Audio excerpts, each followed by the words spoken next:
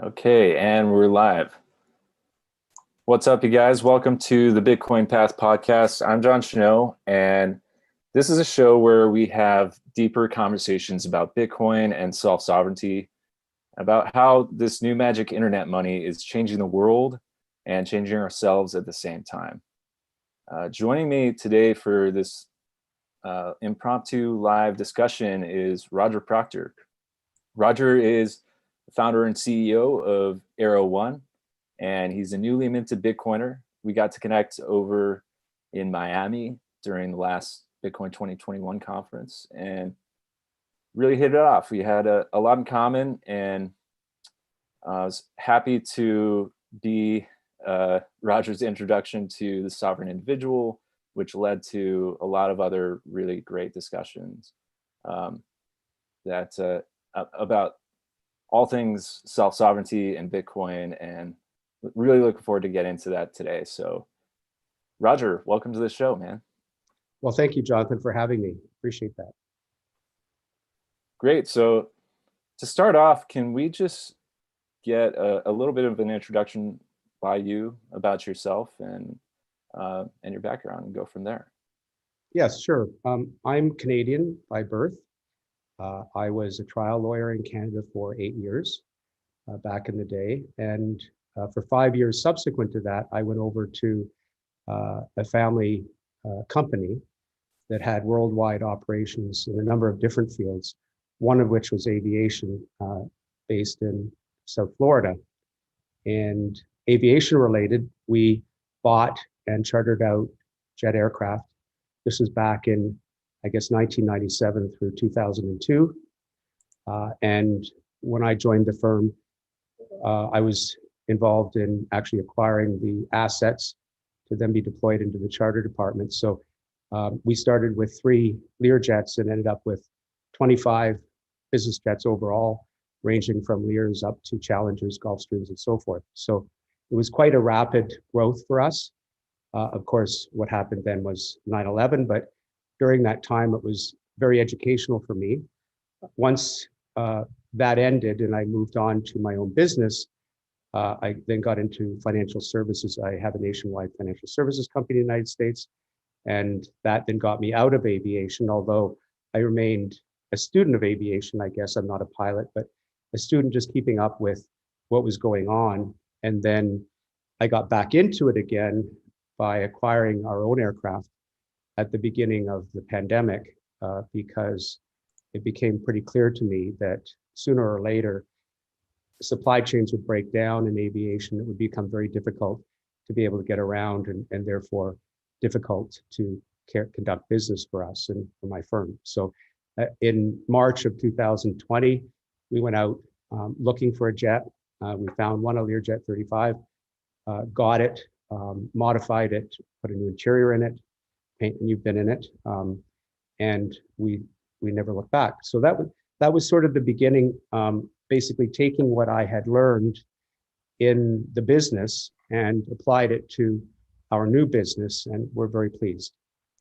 After that, of course, as a side business, because there was obviously a steep learning curve to go up, one of the things that I've been really striving to do, and struggling, I would say almost, is to somehow narrow the gap as much as possible between the higher end commercial aviation and private aviation. It's a very difficult thing to do. It's a very expensive program. It's a very expensive thing to have, but there are tricks and there are ways that you can make it work. And so we work very hard to streamline and make things efficient. And with all that learning process, I thought it was only appropriate to then be able to go out and sort of inform others who want to know, who are in that position, of what is possible out there, and maybe help them do the same thing. Right. So what was it that while you were looking at the existing the world around you that made you urgently look into this? Was it the restrictions? Was it COVID-19? related or? Well, I mean, you notice I'm wearing a medical bracelet. I have chronic and acute asthma since I was a child growing up on a farm. I simply cannot wear a mask for several hours at a time, or we would have to call 911. So that would be a barrier to my entry on being able to fly commercial, which, as you know, became a requirement shortly after the pandemic hit. Secondly, a lot of the flight segments and flight sequences were shut down during the pandemic. So it became impossible to be able to travel to more than one destination in a day. There were a host of other issues. And at the time, it was difficult to know how bad it would get. And oddly enough, now that, some will debate whether we're nearing the end of the pandemic, but let's assume we are. Even last week, the news was made that American Airlines and Spirit Airlines had to shut down 1,000 flights in one day because of supply chain issues, crewing issues, and so forth. It's just not a reliable mode of transport anymore. And honestly, with everything that I'm seeing out there, I don't see it will be for the foreseeable future. I think we're into some severe issues right now with commercial aviation. And so I stress tested our jet in May and June, and you were part of that. We traveled to 24 cities in 13 states in 7 weeks. Most of it was for business. It was pent-up demand, basically, because I hadn't traveled for a year and a half anywhere. The last time I've taken a commercial flight was in January 2020. So we had a lot of pent-up stuff to do, and we absolutely needed to get it done. Business relationships, deals, and so forth. And so I stress tested the jet. It worked fabulously well. We had no downtime. We had no mechanicals. And so it became very clear to me that we'd made the right choice.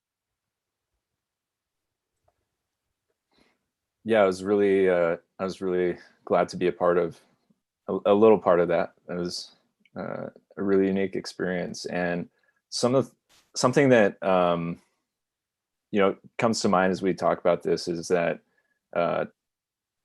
one of the things that really drove me to Bitcoin and a lot of other people in the space. This is a Bitcoin podcast, so we're really talking to this community. And one of the things that drove me to the space is realizing how many aspects of life I need to ask permission to do things in, right?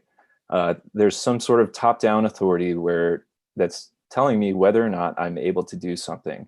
And money was a huge part of that, like recognizing that in order to make financial transactions over the internet, you needed to go through so many barriers and so many hoops just to be allowed to do something like that. And travel is just one of those aspects that, especially now, it's just getting so much more restricted. So I imagine that's kind of one of the ways in which a lot of us are approaching this, is where we want to find solutions and find ways to connect with each other and find to be able to live a life that is it's unencumbered, right? Where we can move freely. So yeah, there's no real question there, but it's just it's so interesting you say that, John, because prior to the pandemic, I didn't think about getting on a jet. They were readily available. They were relatively easy to access.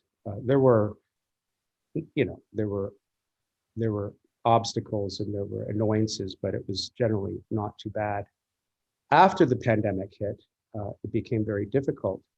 And I think one of the,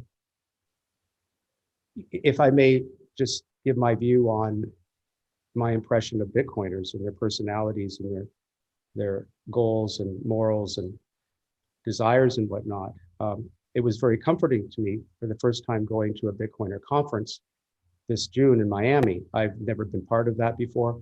I had not really been involved in the community before. I had purchased some Bitcoin in the past, but I wasn't really a Bitcoiner. And meeting these people and understanding it was a breath of fresh air. They're rugged individuals. I mean, Ayn Rand would love them. They're principled. They are not very materialistic, in my view. Notice these are broad generalizations, and so excuse me if I'm not referring to people who are listening, maybe, but they're very interested in understanding the world. They're inquisitive.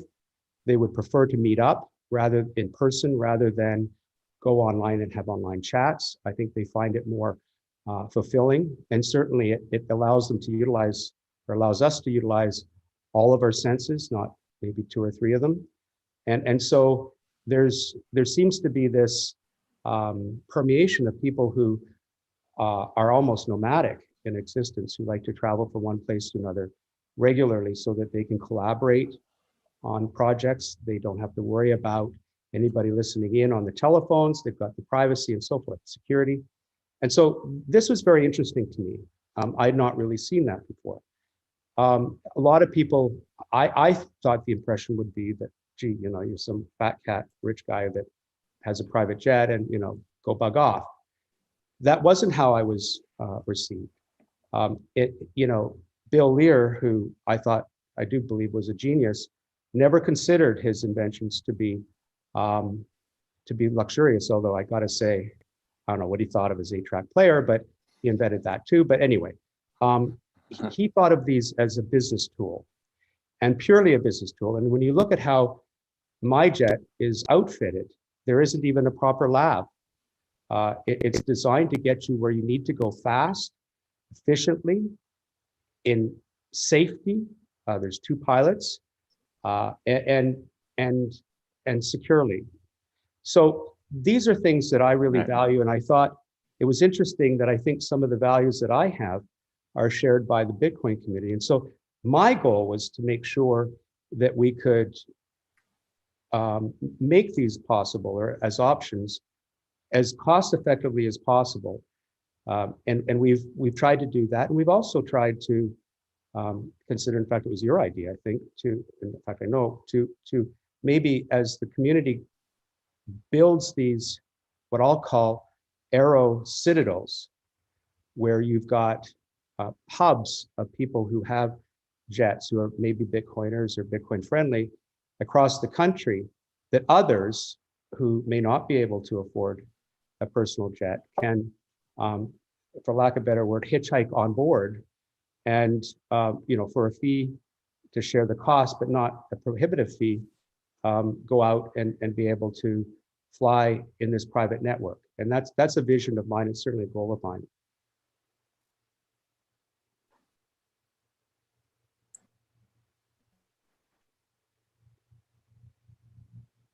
Are you there, John?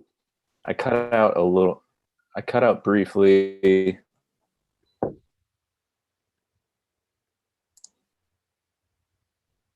Let's see. Am I coming through right now? Can you hear me now? Yes. Okay, great. Sorry, I cut out my internet.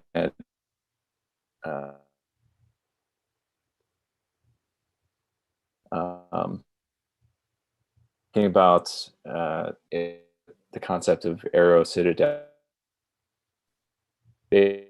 clusters of privately owned jets that Let me explain it. So just as Sure. we're seeing the emergence of sovereign citadels, sovereign communities, we're seeing the beginning of this. In fact, what's very interesting to me, and maybe for the viewers, is to watch what's going on in Atlanta right now, because there's a part of Atlanta, a suburb of Atlanta, Buckhead, who has decided that they're simply going to fire Atlanta. And they've declared a divorce.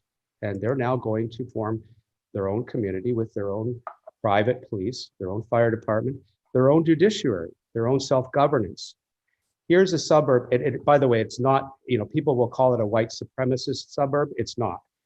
23% of Buckhead is non-white occupied and non-white residents.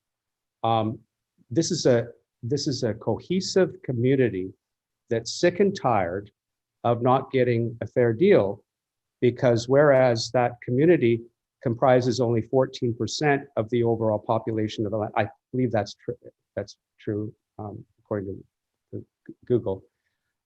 They contribute close to 50% in the tax revenue, and so they're contributing a much higher amount than their population size, and they feel that they're not getting good value for that. So they've declared a divorce. Well, I haven't seen that before, and I think this is something that's going to be very interesting to watch. This is creating, in some very limited way, maybe a small example, but nonetheless an important example, a sovereign citadel.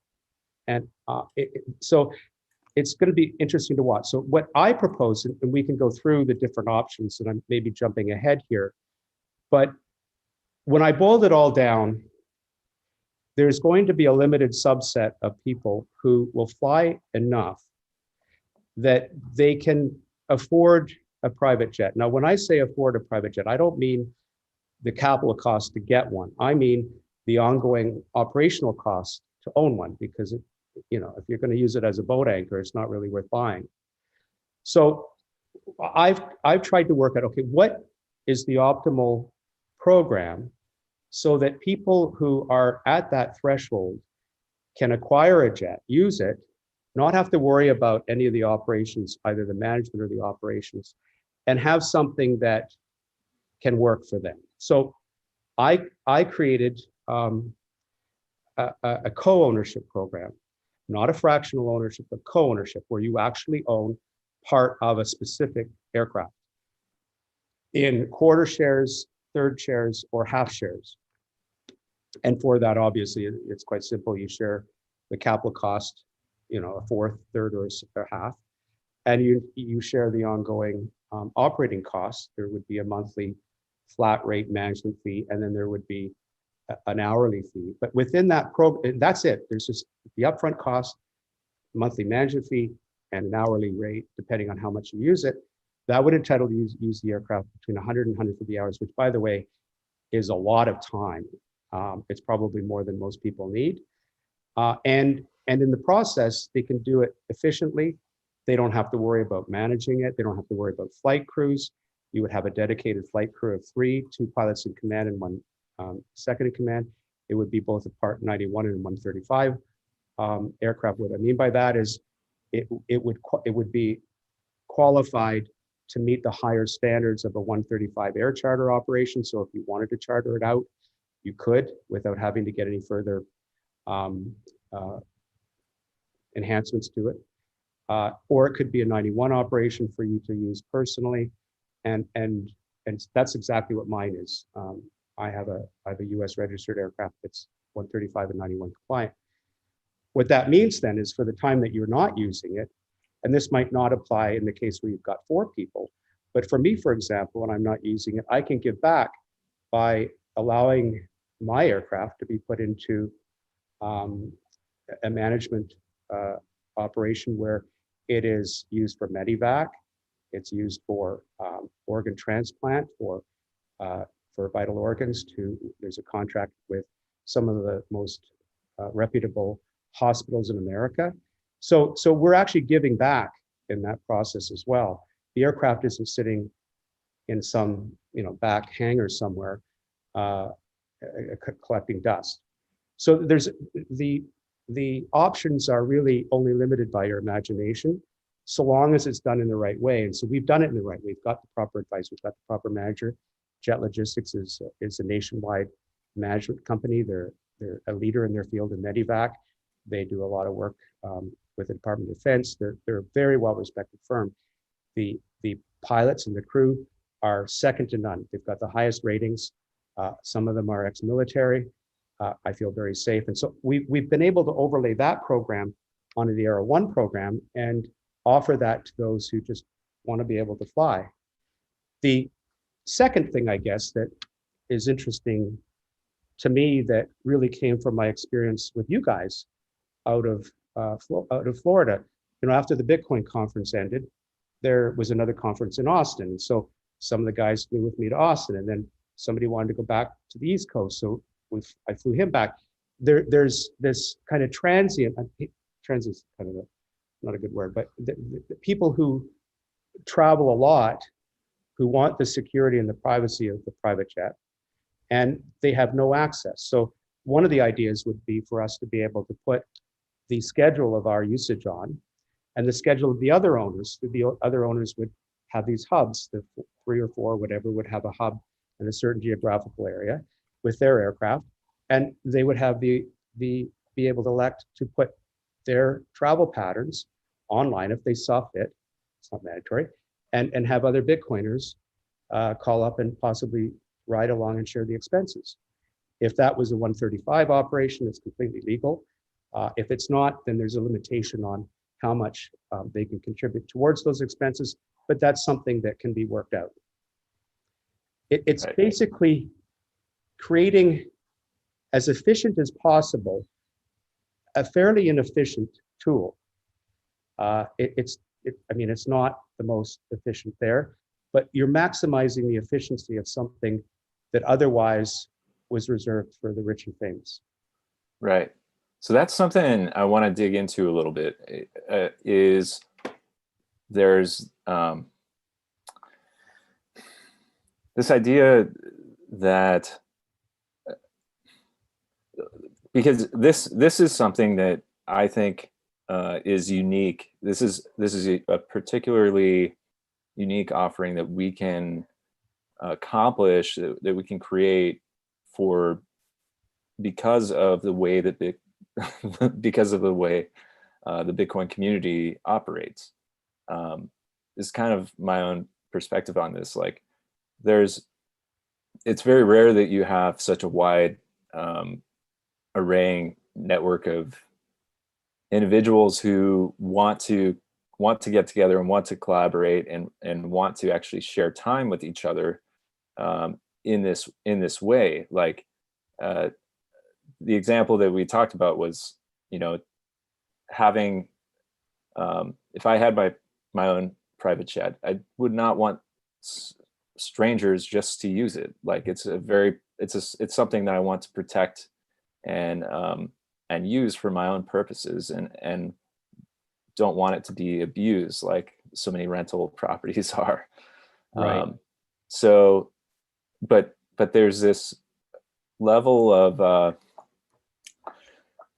there's something different about sharing what you have with other like-minded individuals, and especially sharing your time with other people in a car. Like going on a road trip, driving from LA to Vegas is, right now, just as myself, is going to be a boring trip. Might listen to some podcasts or something, but if I could join a few other Bitcoiners on a road trip to Vegas, that sounds awesome. Like we could spend a lot of time in conversation, networking, and that kind of thing. So there's it's this added element that I think has a lot of as I see a float plane driving by my home right now, you might hear it. So it's a very good point, Jonathan. And theoretically, I could let out my aircraft all day long to third-party charterers, strangers, as it were, to charter and possibly pay me money. I chose not to do that because, like you say, I don't really want complete strangers whom I don't know on board.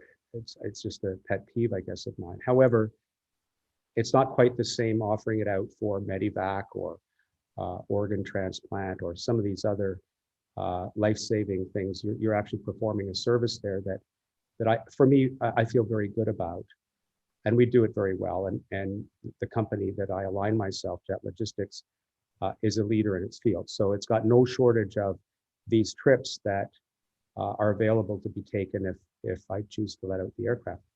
On the other hand, there oftentimes I will travel alone. It's not necessarily by choice, but I think if most of your viewers here, how many times do they travel with more than one other person at a time? It's probably not very often unless they have a family and they're taking their children on a vacation or something like that.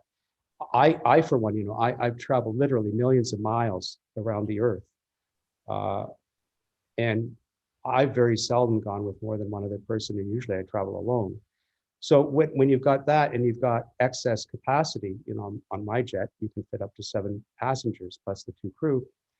I wouldn't suggest you put all 7 on board. It's a bit tight, but you can clearly fit some others. And I think from my personal experience, when I came back from Miami, there were 4 segments afterwards that I offered a flight to. They were going to the same place that I was, and it was just convenient for them to do it. Some of the things on board that I think might be of interest to viewers is, number one, it is truly private. It is secure, private. Cell phones do not work. We do have an onboard avionics suite where you can make calls and so forth, but it's like having the cell phones turned off. So you can talk freely without having to worry about anything being recorded. Secondly, if you're within the United States, you're traveling intra-US, and you're traveling on Part 91, you don't necessarily have to file a flight manifest to give your names to the FAA authorities. You do if you're 135, and you do if you're going transborder. So there's a possibility of literally being anonymous on board. I know some people that's important to. I think it's just part of, I think, our I wouldn't call it paranoia, but concern about other people knowing what we do. Not that there's anything nefarious about that. It's just that we're very private, and I'm a very private person. So these are all interesting things. Plus, the Bitcoin, as part of the Bitcoin community, the one thing that I've seen in common is that people have a huge curiosity, a huge desire to learn, and by being together, you learn together. So other people have different experiences, and it's great to get those experiences. It's a great opportunity. So it's very exciting to me. For example, on a trip coming up in September, I'm going across the country. A friend of a friend called me up. I don't know him.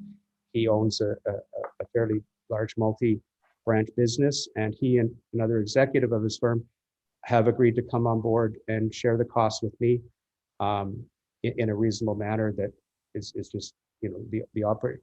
We're going to fly 135, and it's just a matter of sharing. I'm not looking to make money off this.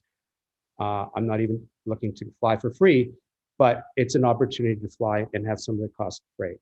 So from an owner point of view, I think there's some advantages. It's a social advantage. You're doing a good service. You might help defray the costs. And from somebody who just wants to fly, it might be an opportunity to do that. Right, and not just fly. So looking at it from their perspective, you're able to. It's providing an opportunity to fly private in a way that's much more approachable, and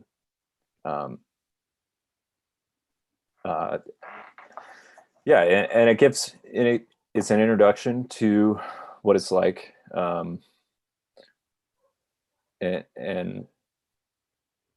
so you can see all the benefits and how it plays out. Totally. And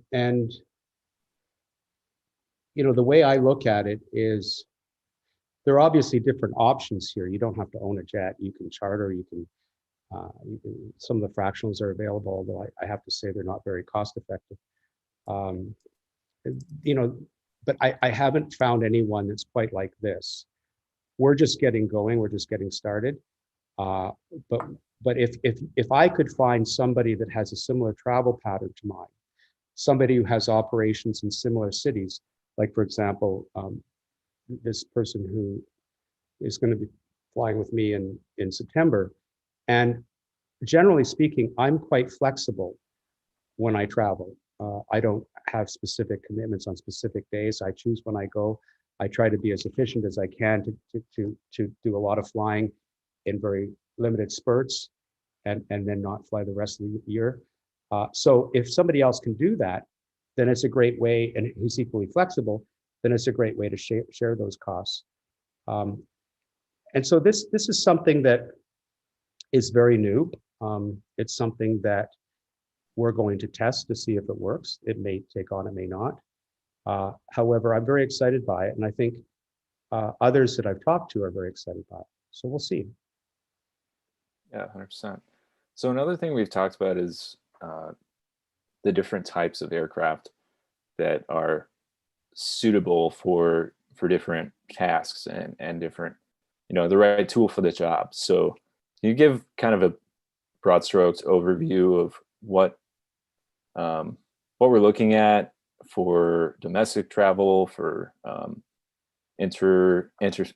potentially even interstate Citadel travel if need be, and then moving on to more international global solutions, like, yeah, what are the different tools? I'd be happy to talk about that. So this is something that I do know something about, having worked for a company for 5 years and having been involved in the purchase of 25 of their aircraft. They were not all the same. There were some light jets, medium jets, and heavy jets in that mix. I've also had a great appreciation for aviation since I was a child. And so I try to keep up to date on all the specifications and pricing and everything of what's coming out on the market today, as well as what the used aircraft market's like. For me, I'm only really interested in the used aircraft market because the new aircraft's pricing is just prohibitively expensive. And frankly, I don't believe they're any better. This is my opinion now, because the US authorities and the manufacturers have really been very strict on the regulations on making sure that aircraft are airworthy and continue to be airworthy, so that parts are swapped out and replaced on a scheduled basis, that an aircraft that is 20, 30 years old can be virtually new in many respects after a heavy inspection process. So my aircraft is 30 years old, but it looks brand new, and you've been in it, and I think you would probably agree with that. 100%. So I don't look so much as to the new and used. I look more to the specific type, and I think you're quite right. You need the right tool for the right job. There are really 3 classifications of jets, and then there's also the turboprops and piston engine aircraft, sort of on the lower end. The 3 classifications, and there are subclasses within that, but there's light, medium, and heavy jets. The Lear 35 would be considered a light jet, although in my view, it's the very best representation of that light jet category. It had, the indicia can be the range, the speed, the altitude capability, how many passengers it carries, whether it has, what are the amenities on board, how long the runway length may have to be in order to accommodate, and so forth. So I think when I look at my needs, or when I look at people who are coming to me to get advice, we go through the whole thing as to what they're needing it for, what the typical city pairs are going to be, what their budget is, how many people they're going to have on board, and so forth. Somebody who has a dirt runway isn't going to want to buy a Learjet, and might go to a Cheyenne or something like that. Equally so, if you're going to be flying routinely to England, you're not going to want a light jet. You're going to want a medium or heavy jet, probably a heavy jet. I have severely reduced my travel patterns since leaving the commercial market. Part of it is by necessity. I don't have endless amounts of money, and I don't have a need anymore to travel. And as I said, oftentimes my international travel patterns would be generated as a necessity to be on the gerbil wheel, as it were, to collect the frequent flyer miles to maintain my loyalty status, the highest status with the airlines. And that was a thing. It was almost a sickness. It was almost an addiction. So I would get on a flight to Hong Kong for a weekend to see my friends just to collect the air miles, which was just retarded. I don't do that anymore. And my travel activity has probably decreased by 2/3. I don't need to travel that much. But when I do, I make very good use of it. And I make sure that I go to all the places that I need to be while I'm there. There's some business things that I do, making a business transaction or looking somebody straight in the face to see whether you can do business with them, going to court or whatever.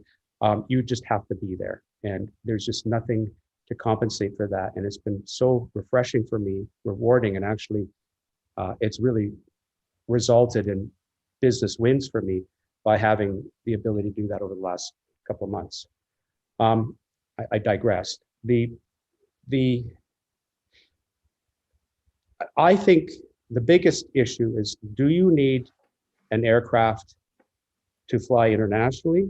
When I say internationally, I don't mean to Central America, I mean overseas, to Europe, Asia, whatever. Or do you need an aircraft to fly within the continental United States? My aircraft is licensed to fly in Mexico, Central America, Caribbean, South America, what have you. But where am I principally going to be flying? For me, I fly probably segments that are not exceeding 4 hours at a time, 4 hours direct. Most times it's 2.5 hours to 3 hours, maybe even 1.5 hours. So I don't need an aircraft that has the capability to fly intercontinentally. For those who don't need that, it becomes a lot more cost effective. There are a lot more choices to be made. If you need to fly internationally, my recommendation is a Global Express. You can get one on the used market. You can get them as cheap as $7 million now, but they're expensive to operate. But that's probably the best bang for the buck, in my opinion. The middle market is really more, if you're staying within the continental US, it's really more about amenities. Do you want to have a full stand-up washer? Do you want to have a full stand-up cabin? Do you need to have that Nespresso maker on board and a microwave on board? I don't. I don't need all of those amenities. Just to give you an idea, I was told to put a cappuccino maker on my aircraft would cost $50,000. I think I'll buy one at Starbucks and take it on board. So that really depends on more of the luxuries that you want. And I think that's really where the mid-market advantages are. So it's really a matter of taste. It's a matter of your budget and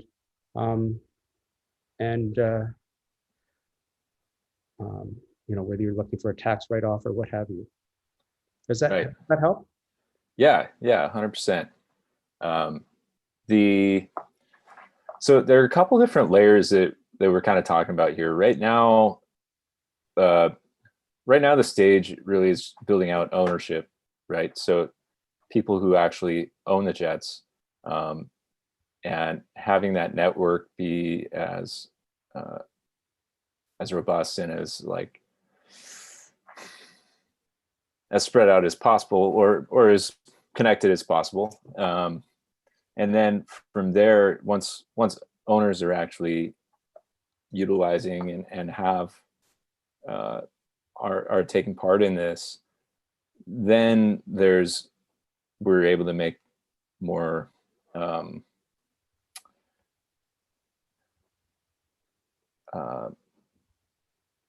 hitchhike type connections, my and focus, that kind of thing.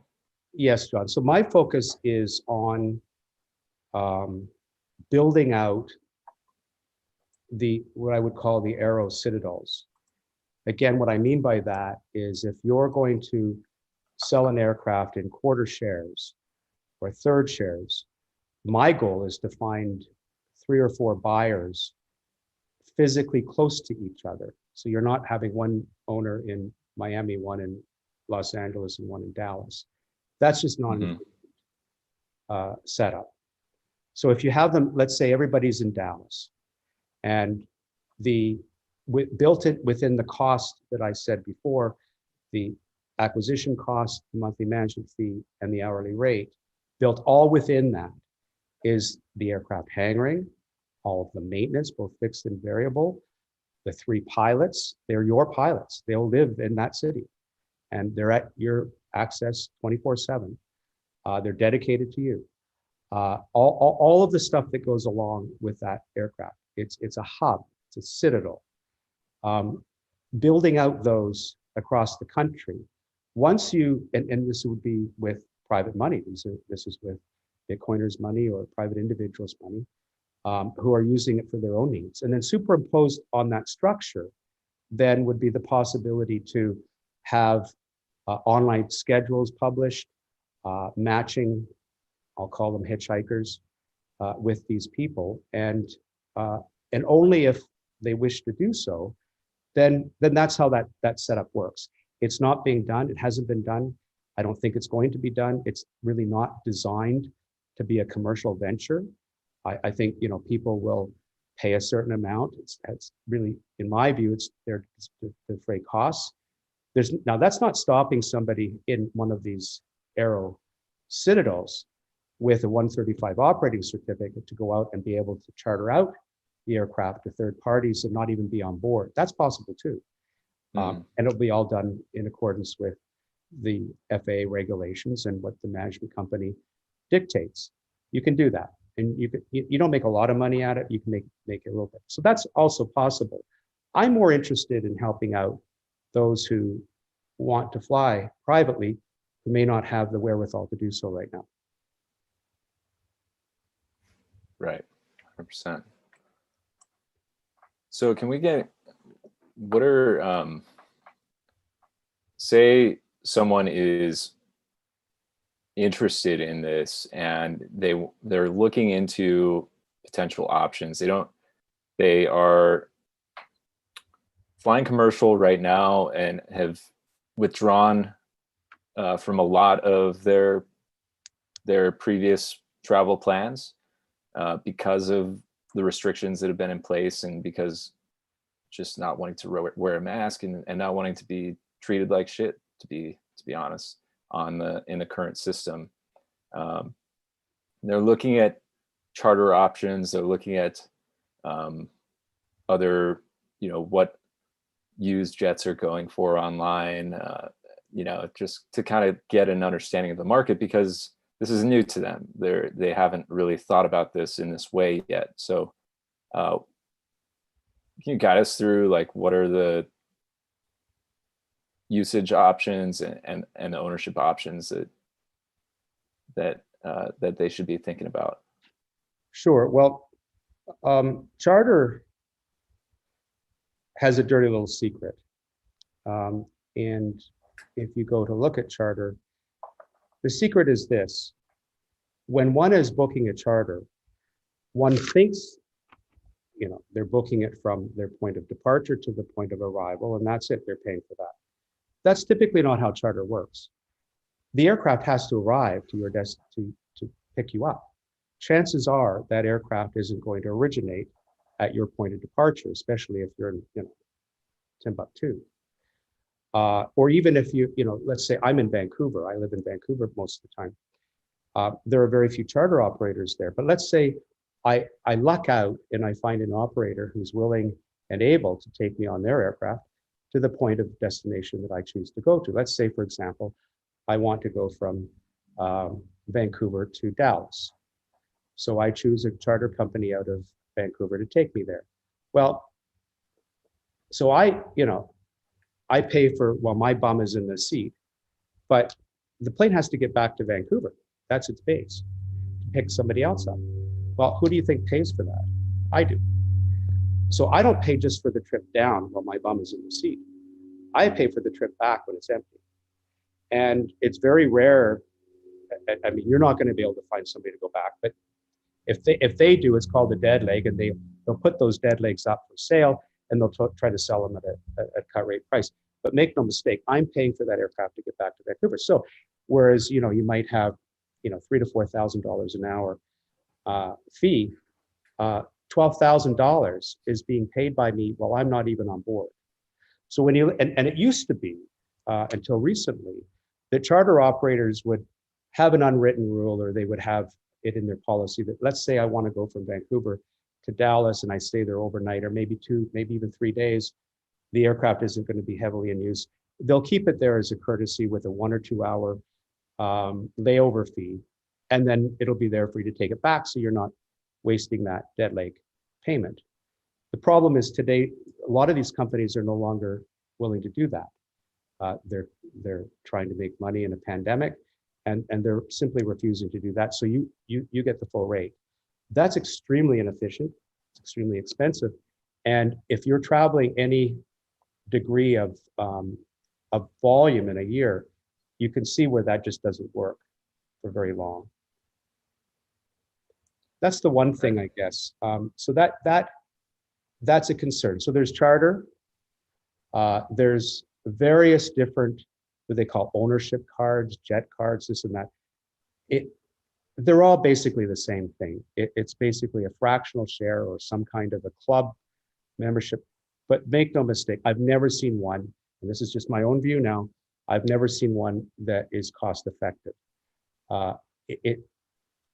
They're programs that might work in very limited capacities, but they're just, we've done comparisons and they're just very expensive, or they're not very flexible.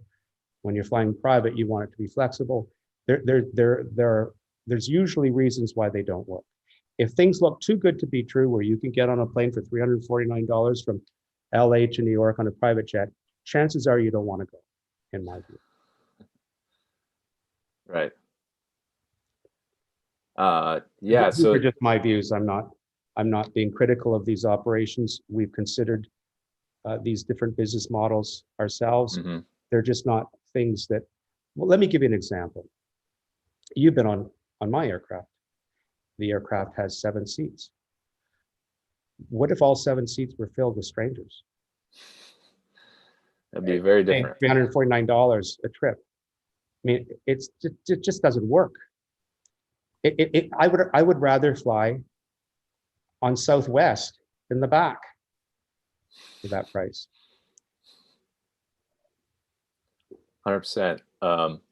Getting back to, just stepping back real quick to the tools, and the different types of aircraft. One of the questions I've had a lot on Twitter is guys talking about like turboprops and how, they have the potential to be comparable in some respects to as a less expensive option. So what role do you think turboprops play?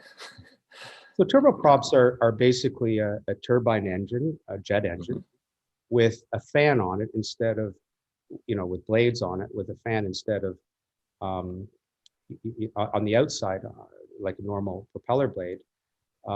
They're better for shorter range, for different terrains. There's certain turboprops, for example, that are short takeoff and landing aircraft that are better equipped for private dirt airstrips. For example, when I was in Tanzania, I took a Pilatus there on a dirt strip.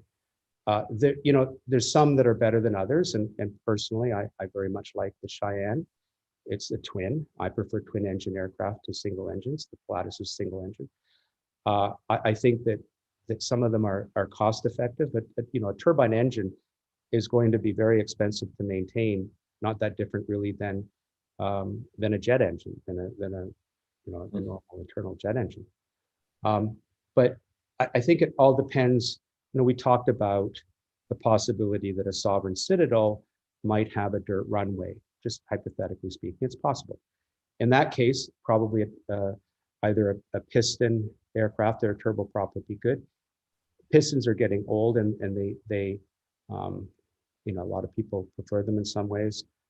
I personally would prefer a turboprop, but it's a personal decision. I wouldn't want to go too far on them, although I know King Airs, for example, are very reputable aircraft, and they can travel relatively long distances at high altitudes with a pressurized cabin. I personally, given the other choices that are out there, if you're, they can also go on a dirt runway, theoretically. I think it all depends on what you need, and we can help people do a quarter share or third share or half share on those aircraft too. We're not limited to a Lear 35. In fact, our goal here is to really have a ladder of aircraft. We're starting with the 35, but we would consider getting a Cheyenne or something like that as a starter for somebody who goes in feeder networks. You know, somebody who's in, I don't know, Minot, North Dakota, who wants to travel to other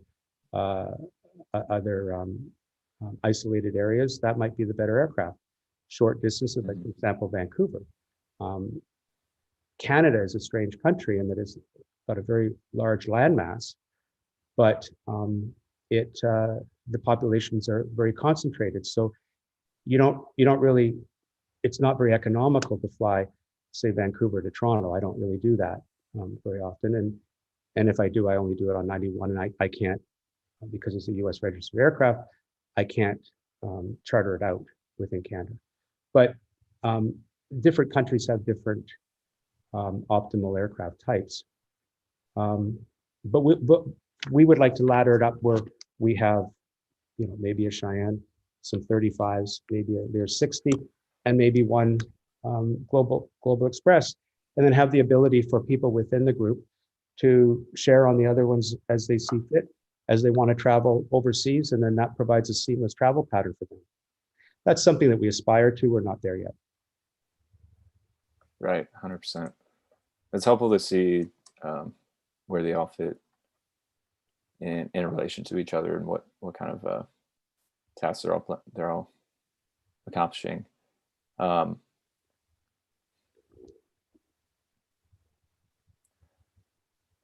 Do you see any other points of vulnerability, as Bitcoiners would like to be adversarial thinking, and you know, that's one of the reasons we're talking about this, is because we want to secure our ability to travel freely between our secure locations. And one of the potential pain points that I could see is airports being a potential issue in limiting the access of private jets, or regulatory issues. So how do you, what are your thoughts on the climate of regulations and how airports could be a potential vulnerability for sovereign citizens to travel, even privately? You know, it's a good question. Far be it for me to fortune tell the future. So much has happened in such a limited time that if you told me that there would be vaccine passports required to get to London 2 years ago, I'd say you're crazy. So yeah, these things are coming about that we just have to work with it and try to manage our expectations and our travel patterns. Overall, I do believe that the commercial on-demand market for the mass market is dead. I don't think it's ever going to come back. The airlines will say, "Oh, it's getting back to the pre-pandemic activity." It's not. It's not, and I don't think it ever will. And the proof is in the pudding. When you look at the new aircraft that the major carriers are purchasing today, they're not the 747. They're not even the 777. They're certainly not the 380. They're 737s. They're 320neos. They're 220s and so forth. They're single aisle, smaller jets that have a much reduced capacity that is going to cause the overall industry to shrink. I think the days are gone where you can just wake up one day, in Toronto in the winter time and decide to go to Cabo, just on a moment's notice. I think those days are done. I just don't see them coming back. I think that the regulations are such today that and the pain of getting to the airport and the 4 or 5 hours to get through all of the hoops and everything, I think that's done. And I think actually, when I personally think about, I'm not sure it's a bad thing. I just feel that the capacity and well, let me back up. To travel by aircraft is an extraordinary thing. The engineering, the sheer logistics to allow that happen is a modern day miracle. I think people who get on board today have no concept about what they're doing. I look every single day at my aircraft when I'm flying. I'm always looking at them. I'm always engaged and think what a marvel it is to be able to fly. But that marvel is not something that everyone can necessarily be able to do cost effectively because it costs an enormous amount of money to offer that service. I don't care whether you're on a bargain basement, cheap ticket, or you're paying first class. The plane is still a plane and you still get there at the same time. The costs are the same of operating that aircraft. So I think that the overall commercial market is going to shrink. I don't know how by much or by how much.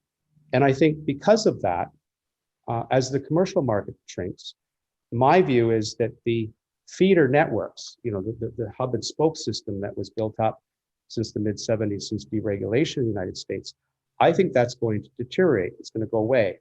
So people who are in secondary, tertiary cities, as I said,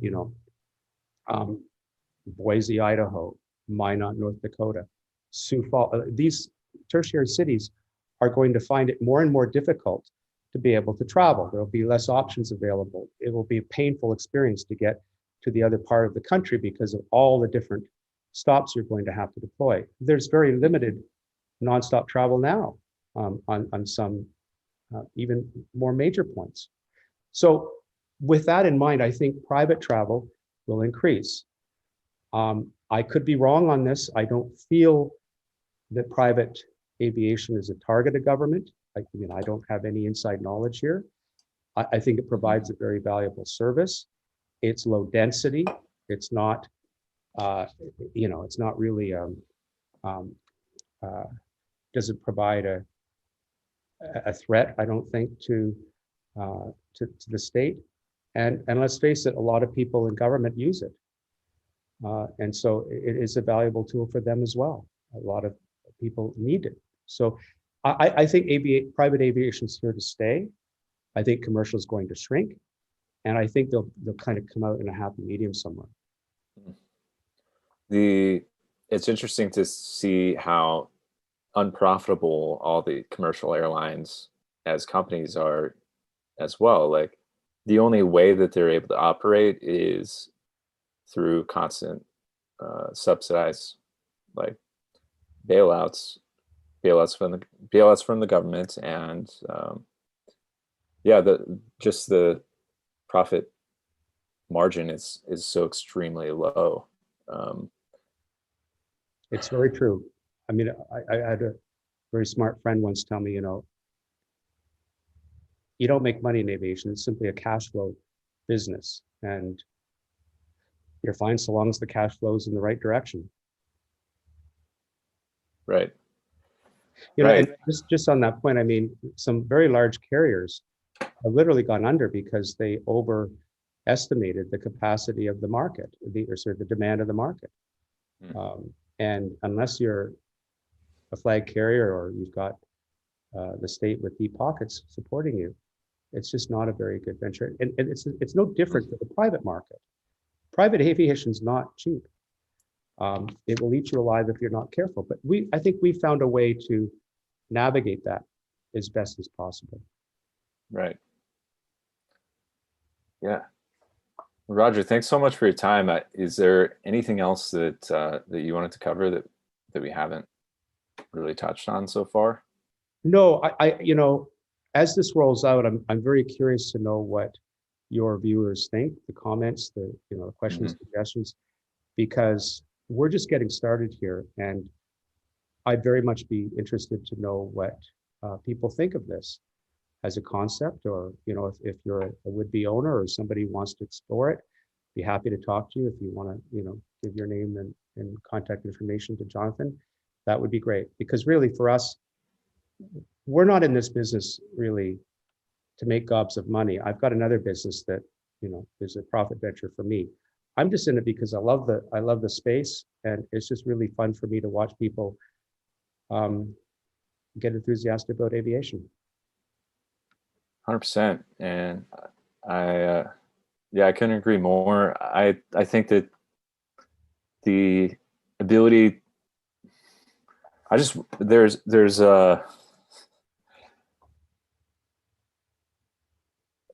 something about this, like, that is, to me, fortuitous, because we're building out communities and building out very robust ways of living life that's impervious to outside control, that's impervious to other entities, other people who want to be involved in our business and want to basically control every aspect of our lives. So this is just, as we've talked about, like, one piece of the puzzle that I think could really bring things forward, because what a lot of people are, we all have blind spots, and a lot of us are looking at the world around us and wanting to retreat and wanting to preserve what we have, and just like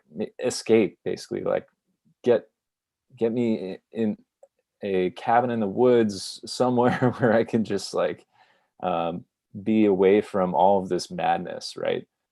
And that's, I think it's a good first step, but ultimately, like, we want to be able to connect and move freely around the world. Like, to me, being isolated in a Citadel location in the middle of the wilderness for the rest of my life doesn't sound like fun. Like, I Well, can you do raise a that. good point, and I can speak from personal experience on that. When the pandemic hit, in March of 2020, my partner and I went to basically a secluded island here for 9 months. We lived on an island. I have a place here, and did business from here. The problem with that, of course, is that you get very isolated, not only physically, but mentally. And so the opportunity to have something like this not only frees you up personally to be able to travel, but you also get to interact with like-minded people. And so that creates a social network that, for us who really have cabin fever from being holed up on a small island, really helps. It's very good for the mental state, I think. 100%. Roger, thanks so much for coming on. I imagine that, I know you're a private individual, but is there any way that you want people, anything you want to share? Any way that people can get in touch with you if they'd like? Or, well, if people would always like, reach out to me and I can introduce sure. you. I mean, if people would like to reach out to Jonathan, that's great. If they would like to go to aero1.org, AERO, I can't even spell today, AEROONE.org. Just let us know that you talked to Jonathan or found me here. If you would like to go to the site and ask questions or provide comments, that would be great too. We haven't got a fulsome site up yet. We were focusing on getting the equipment ready and making sure that all the programs work, and that is done. I'm in the process of getting a Twitter account set up, which I don't really belong to Twitter or social media. I'm quite private that way. I'm not on Facebook or anything like that, but we can do that. I'm sure that if people want to reach us, then they'll find a way to do that. 100%. Great. Well, thank you very much, Jonathan, for having me. It was a pleasure, and I hope that this has been helpful for your audience. Certainly has. Thanks a lot. Thank you. Good day. End the stream now.